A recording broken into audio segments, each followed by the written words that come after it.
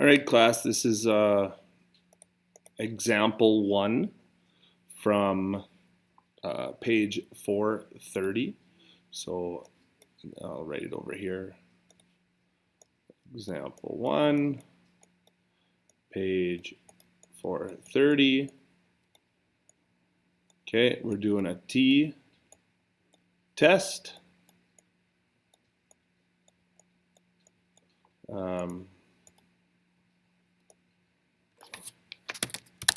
Two sample t-test. Okay, biggest difference, there's two big differences between this and the z-test. Number one, we do not know the population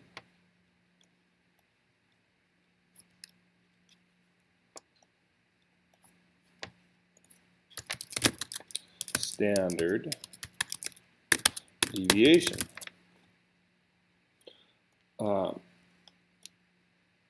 Second part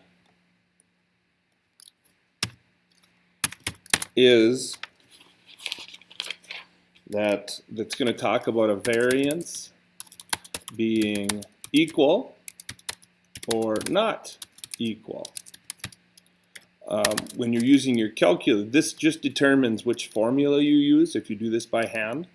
So there's two different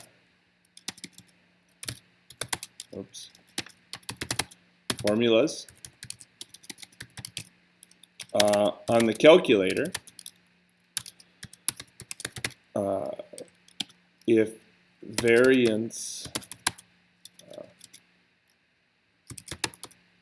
are equal, use yes for pooled. And this will make more sense when we hit the calculator. Variance not equal, use no for pooled. Okay, here we go. So these are the notes. You can pause it and write that down.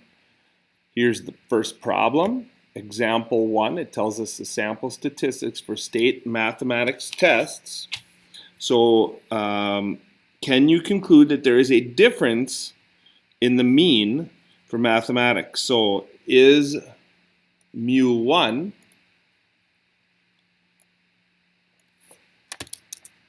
equal to mu2? Can you conclude that there is a difference? So mu1 not equal to mu2. This would be the claim. And it's also our HA. And this would be our HO. Okay, so there we go. There's the problem. We got our information right here.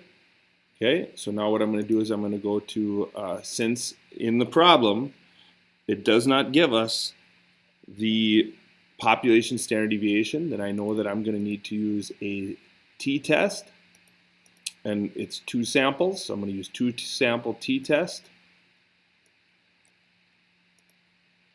Okay, and then you just go right down the data here.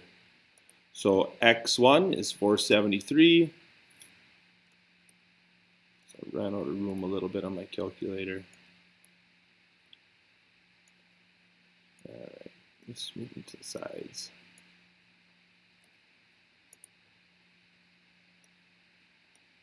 There, yeah, there. Okay.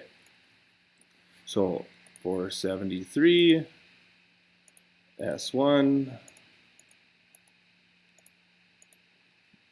8, 459,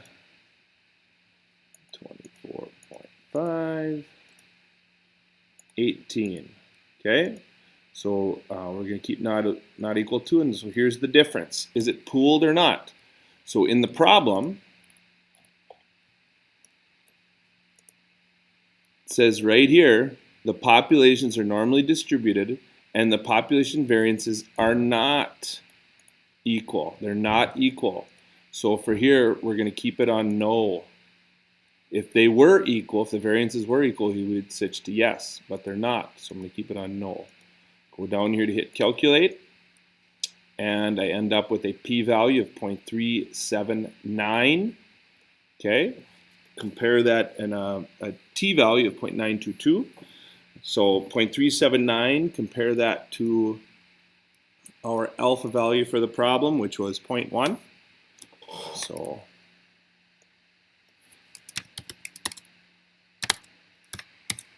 and we are definitely not less than that. Our p-value is not less than that. Remember, if p-value is less than alpha, then we reject, but our p-value is greater than, so we are not going to reject. We're going to fail to reject. There is not enough evidence at the 10% level of significance to support the claim. Since we failed to reject this one, we failed to reject HO, it means we cannot support the claim. So that's example 1.